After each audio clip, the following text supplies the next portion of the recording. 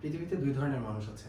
এক ধরনের মানুষ যারা শুরু করতে ভয় পায়, আরেক ধরনের মানুষ যারা শুরু করে, ভুল শুধরায় এবং সাফল্যের শিখরে পৌঁছে যায়।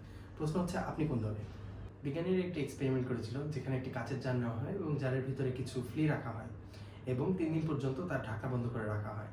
3 দিন পর যখন জারটি খোলা হয়, গেস হোয়াট? কোনো ফ্লি আর বাইরে আসতে চেষ্টা করলো না এবং জানা গেল তারা তাদের জীবনকালে আর কখনোই বাইরে আসতে চেষ্টাই করবে না। এক্সপেরিমেন্ট থেকে আরও জানা যায় যে তারা যখন রিপ্রডিউস করবে, মানে তাদের বাচ্চা হবে, তারাও সেম ফরম্যাটটি ফলো করবে এবং তারাও এই জার থেকে বের হতে চেষ্টা করবে না, কারণ তারা বিশ্বাস করে নিয়েছে এটাই তাদের পৃথিবী এবং তাদের পরবর্তী প্রজন্ম এই বিশ্বাস নিয়ে বড় হবে, যার কারণে তারা এই জার থেকে বেরোতে কখনো চেষ্টাই করবে না। এটাই মেটার বন্দিত্ব, এটাই এক প্রকার মাইন্ড প্রোগ্রামিং, এটাই ম্যাট্রিক্স। বাস্তব ভেবে দেখুন তো, বাস্তবে আমাদের জীবন কি এর থেকে খুব আলাদা? আজকের আমাদের আলোচনার বিষয় এটাই।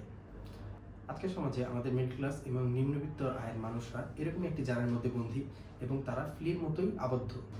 এবং এই জারের ঢাকনা হচ্ছে আমাদের শিক্ষা ব্যবস্থা এবং শিক্ষা ব্যবস্থার উপর আমাদের ভুলভাল ধারণা, যেখানে শেখানো হচ্ছে চাকরি করো, পেনশন নাও এবং জীবনের শেষ সময় হাসপাতালে কাটাও।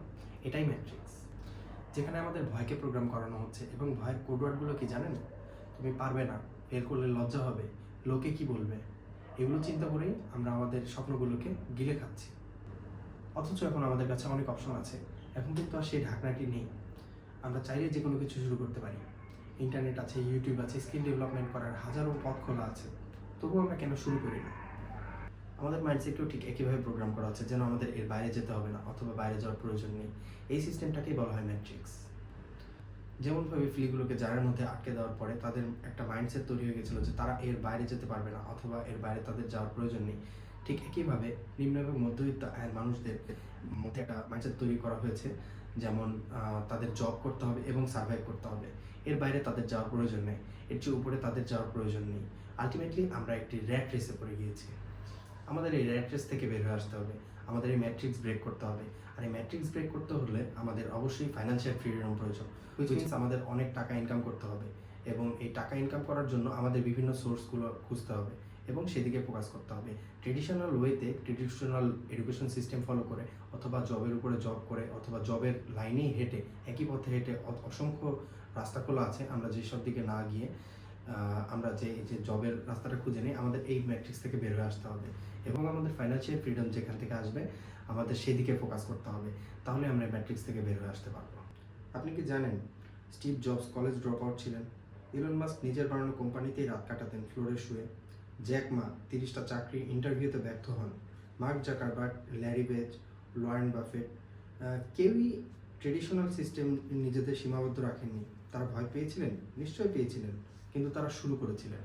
আমাদের চারপাশের সিস্টেমকে বানানোই হয়েছে এরকম করে যেন আমরা এই ফ্লির মতো জারের মধ্যে বন্দি থাকি। কিন্তু আমাদের এই জারের ভিতরে কি আসলে বন্দি থাকতে হবে? একটু লাভ দিয়ে আমরা দেখি না?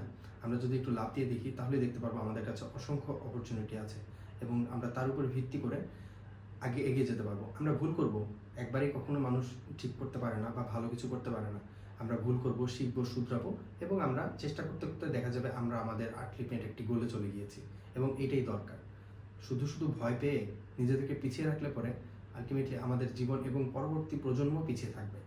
তুমি যদি শুরুই না করো, তুমি কখনো জানতেই পারবে না তুমি কত দূর যেতে পারবে এবং তোমার জারটা কত বড় অথবা ছোট। তোমার সময় এখনই, তোমার জীবন তোমার হাতে, জারটাও তোমারই হাতে এবং তোমার জার থেকে তুমি বের হতে পারবে কি পারবে না এটাও তোমার হাতে। সিদ্ধান্ত তোমার, এখনই তোমার সেই সিদ্ধান্ত নিতে হবে এবং তুমি সেই সিদ্ধান্ত অনুসারে নিজেকে বেছে নাও তুমি কোন জীবনটা চুজ করতে চাও। তুমি কি বন্দী হয়ে এই জারের ভিতরে সারা জীবন থাকতে চাও, নাকি সেই ম্যাট্রিক্সটা ব্রেক করে নিজেকে মুক্ত একটি জীবন দিতে চাও? তোমার একটা সিদ্ধান্তই তোমার এই ম্যাট্রিক্স থেকে তোমাকে মুক্তি দিতে পারে। So just start, don't stay stuck. This is Omyo. See you in another video.